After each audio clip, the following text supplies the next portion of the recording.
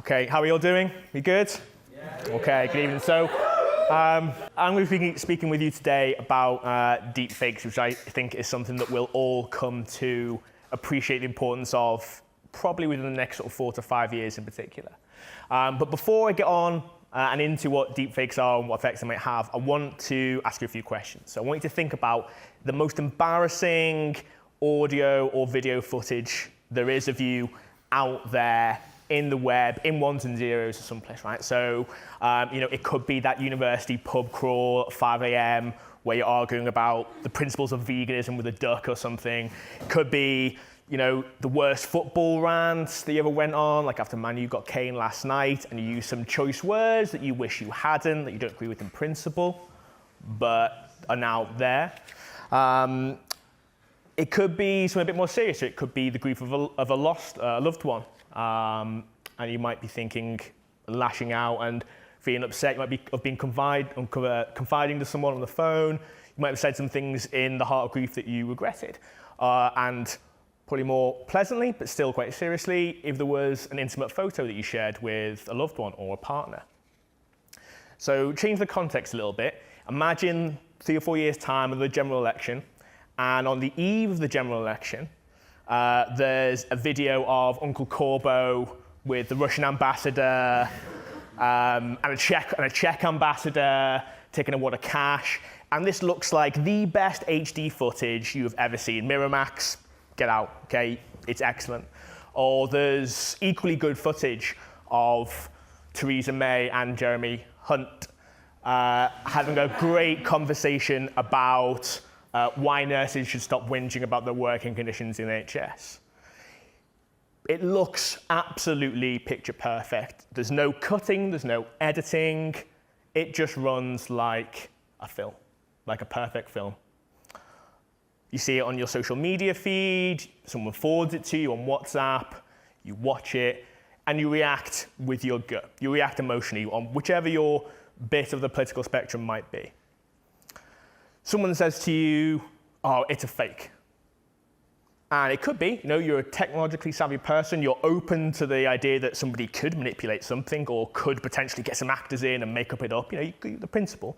But it's there, and you have a reaction to it, even if your sort of more cognitive meta-awareness of it might be different. Make it more personal. Imagine that just before your job interview in 3 or 4 months' time, your boss gets sent a video of you saying or doing something they outlined a minute or two ago, where you were angry or upset or drunk.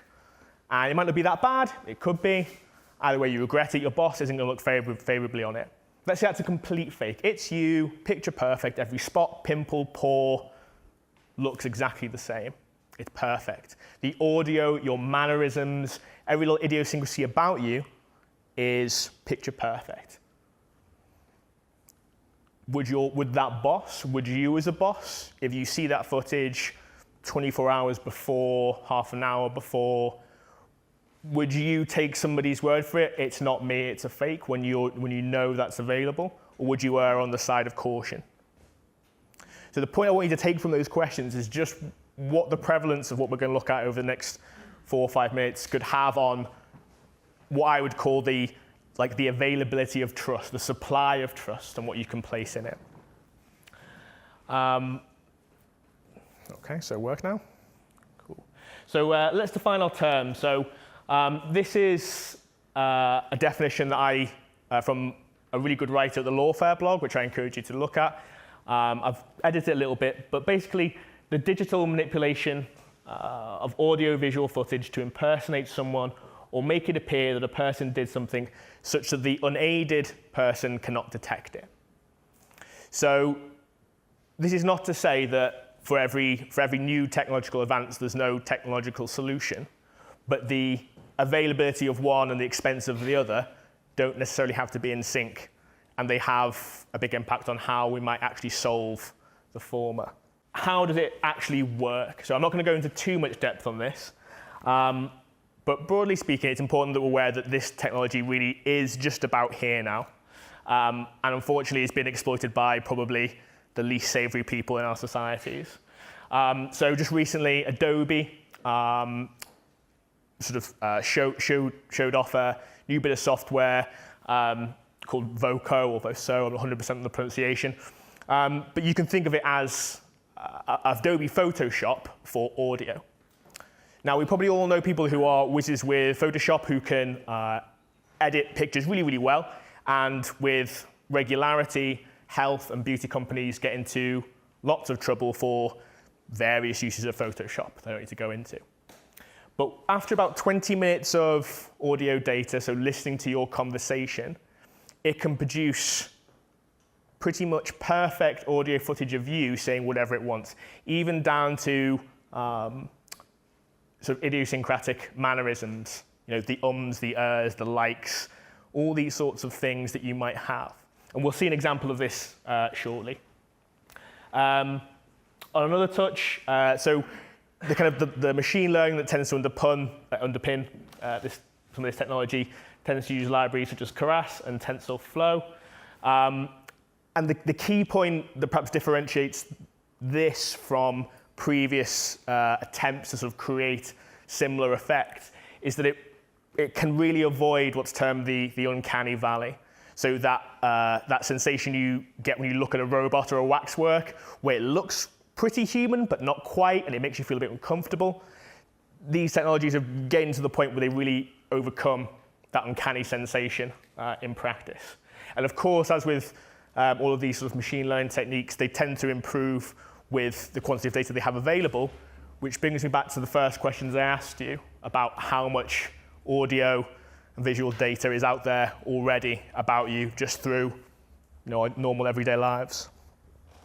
So let's have a look at an example of this sort of technology in practice. This was produced by some researchers at the University of Washington in the States of Barack Obama. It's been less than a week since the deadliest mass shooting in American history. And foremost in all of our minds has been the loss and the grief felt by the people of Orlando. Here's the ground truth video of Obama saying the same words. Especially our friends who are lesbian, gay, bisexual, or transgender. I visited with the families of many of the victims on Thursday, and one thing I told them is that they're not alone.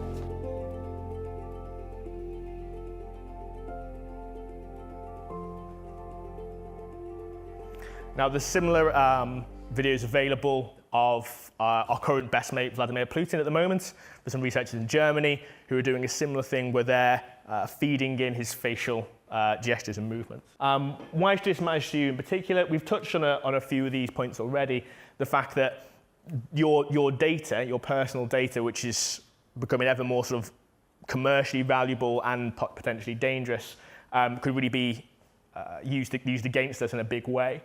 But more practically, in terms of the media and the justice system and everything else, there's some really serious ways that they could underpin what we do. So you've only got to imagine what a video of a police officer manhandling somebody, a person of color, and shouting, racist or gendered epithets, what that might do to a community, people's reactions or people's relationships between the police and society. You don't have to look very far to see what happens in the States and the UK when such examples get well publicized, right? Can we rely on everyone at every level of society to have the forethought to stop and go, this could well be, I should wait for something from a different organization to support me?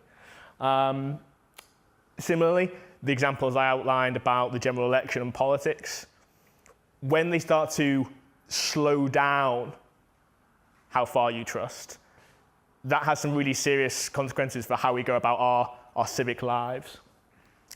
And perhaps a bit more worryingly, the early examples and the place where this technology is actually getting tested and developed more than anywhere else outside of a university is the adult film industry, which is already kind of working with these technologies to produce, some films that they would like to produce.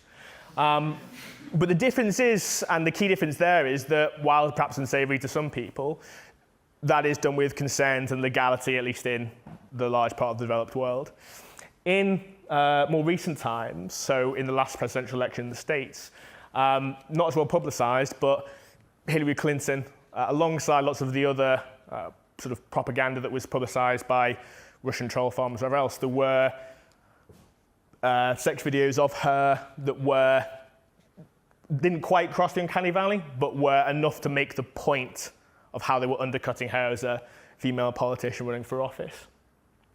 Similarly, Emma Watson's been the victim of such videos that you've got to then think about how this infringes on people's rights and actually becomes a similar kind of sexual assault to when we've heard about people hacking people's personal photo collections and things. And Gal Gadot, I think is the pronunciation, more recently again has become the victim of quite a well-publicised deepfake video in which an actress sort of overlaid with her face and appearance, commits various unpleasantries. So the worrying thing I would say at the moment is that the purveyors of this technology are not anybody sensible. There's not particularly many organisations thinking about it, and the early players of it seem to be people using it for solely nefarious purposes. And I probably don't need to point out the thing that all three of these people have in common. So, really brief point on potential safeguards. People have talked about having digital signatures and how perhaps you could do this with a blockchain technology system. There are some problems with that in the sense that if you're starting to develop this software in tandem with the safeguards, people look in advance at ways to overcome those safeguards. People have talked about how institutional trust might become more important. So the BBC or something, or some organisation that you trust, you might think, oh, if it comes from there, it's fine. I'd posit that has its own problems of confirmation bias and kind of restricts the plurality of opinion we might be getting. Thank you very much for listening to me, and references will be on my Twitter feed afterwards. Thank you.